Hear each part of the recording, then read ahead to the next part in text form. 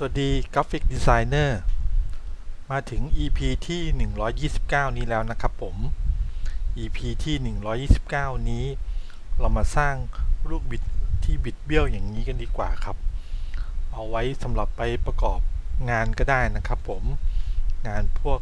ไซไฟอะไรแบบนี้นะครับผมทำยังไงนั้นเราไปเริ่มทำกันเลยครับเริ่มแรกนะครับผมเราจะมาที่เครื่องมือสร้างสี่เหลี่ยมนี้มาก่อนนะครับผมกดปุ่มชิปค้างไว้นะครับเราจะสร้างรูปสี่เหลี่ยมจัตุรัสนะครับผม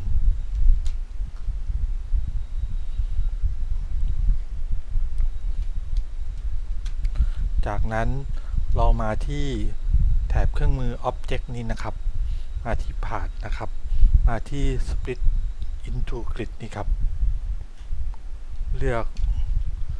สร้างสัก7แถวกับ7คอลัมน์นะครับผมเพื่อความสวยงามนะครับไม่มีอะไรมากรู้สึกว่าถ้าเกิดเป็นเลขคี่เนี่ยเนื้อหามันจะพอดีครับได้แล้วก็กดปุ่มโอเคครับคราวนี้เราก็จะมาทำตารางนะครับเราจะให้ขอบนอกนี้เป็นสีขาวนะครับ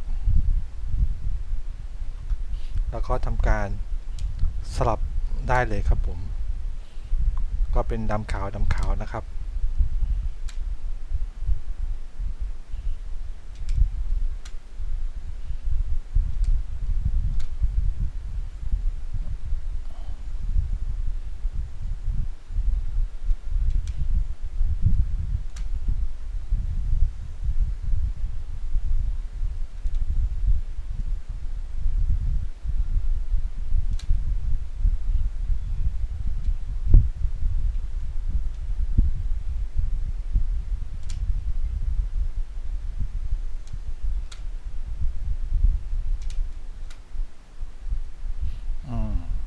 เมื่อได้เป็นตารางอย่างนี้นะครับ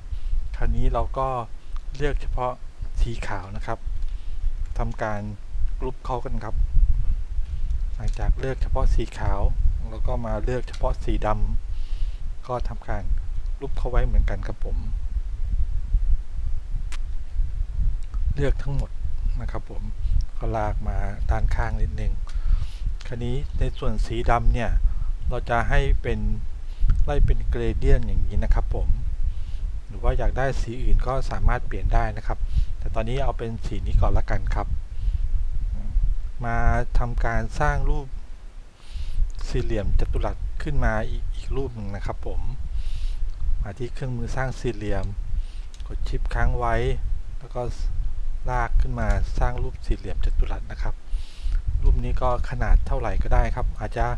ใหญ่กว่ารูปเดิมหน่อยก็ได้หรือว่าเท่ารูปเดิมเลยนะครับจากนั้นก็ทำการหมุนเขาไปที่45องศานี้นะครับผมคราวนี้ก็เลือกทั้งหมดเลยครับมาที่แถบเครื่องมือ Object อีกครั้งหนึ่ง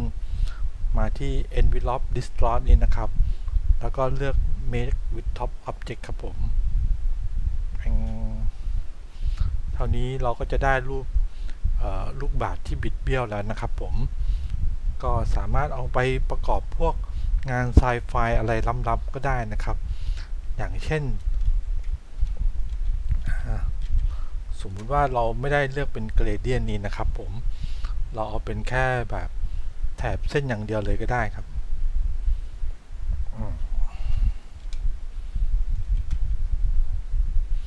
เลือกทั้งหมดนี้ลองเปลี่ยนเป็นสโตรกนี่เป็นสีดำหมดเลยแล้วกันนะครับเราเลือกเป็นสโตรกสีดำหมดเลยเดี๋ยวเอาใหม่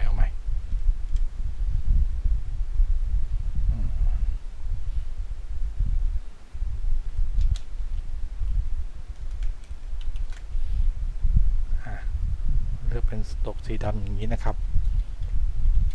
คราวนี้ก็มาที่ Object นะครับ Envelope Distort Make with Top Object ไม่ใช่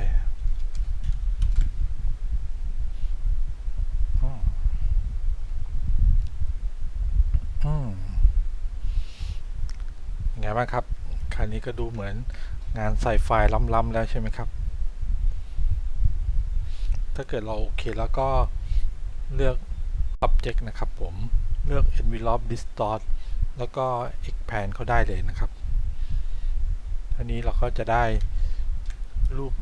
ลูกบาศก์ที่บิดเบี้ยวไว้สำหรับเป็นประกอบงานได้แล้วนะครับผมเป็นไงบ้างครับไม่ยากเลยใช่ไหมครับในการสร้าง Element หรือว่าลูกเล่นอย่างนี้ใน